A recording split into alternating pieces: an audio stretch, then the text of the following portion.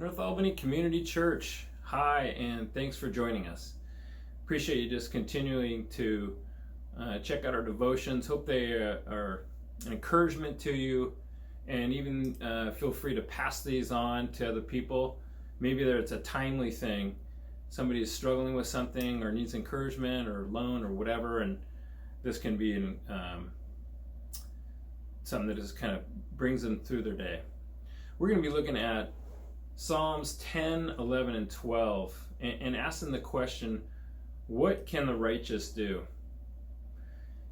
During this time, it seems like everything's upside down, and it's just a quick read. I want to encourage you to read Psalms 10, 11, and 12 and maybe jot down some notes as to what the psalmist was talking about thousands of years ago and how relevant it is for us today in our time. It's kind of interesting study.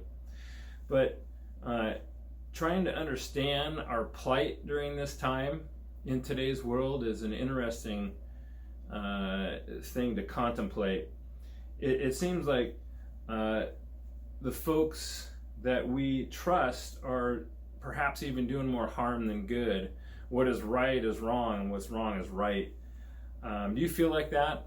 Seems like the unrighteous are being vindicated. Well, the writer of these passages was dealing with the same kind of thing. And even to the point where he's feeling like God was aloof.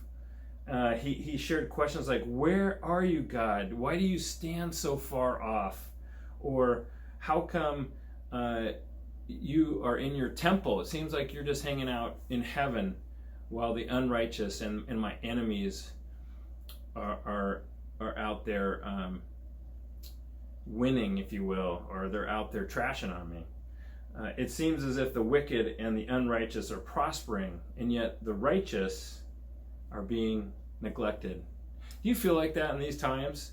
You're watching news, reading the paper or online news, and it just seems like those that are not doing the right thing are being propped up.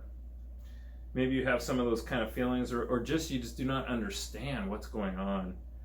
Does it seem like the Lord is waiting on something, or even aloof? How does this translate? Well, again, the psalmist is confronted with these things. What seems to be upside down and inconsistent all the time. How does this work in our own faith community? First, I think others are looking at the righteous for answers. How are you dealing with all these things that seem to be upside down? And if you're like me, maybe you need a safe place just to scream and let it all out, or to go on and on about all the inconsistencies that are happening. And that's okay. And maybe even through this video, you want to make some comments. We'd appreciate that. Or you want to send an email question. I'd welcome that. But people around us need to know that everything's going to be okay. And maybe that's our role as the so-called righteous, to let them know it's going to be okay. But also the psalmist says this, the Lord is righteous, and in the Lord I take refuge. He loves justice. He loves upright men. And he says they will see his face.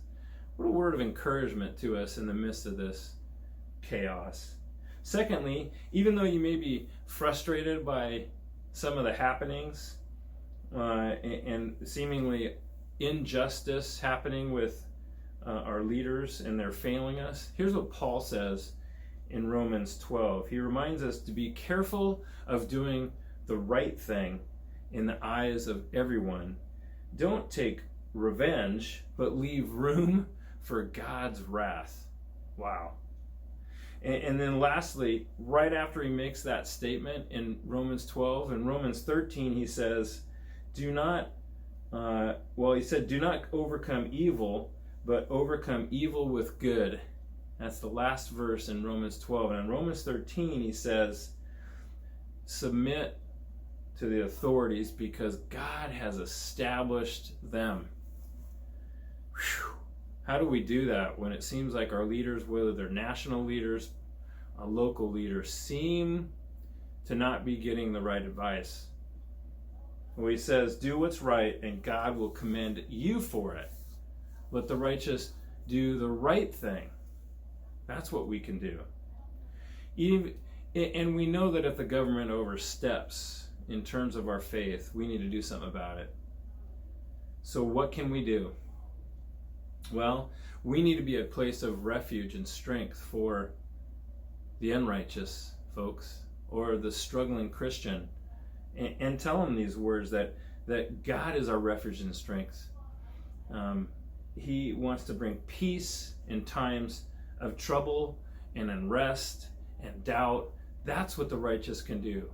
Offer that kind of hope and peace.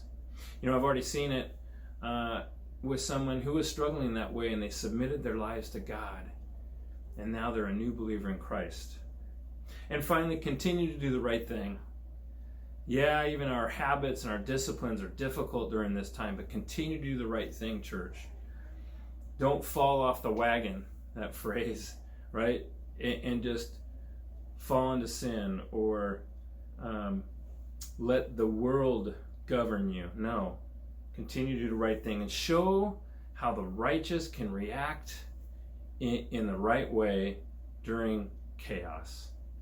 Thanks for listening, folks. Be encouraged to do the right thing today. Appreciate it.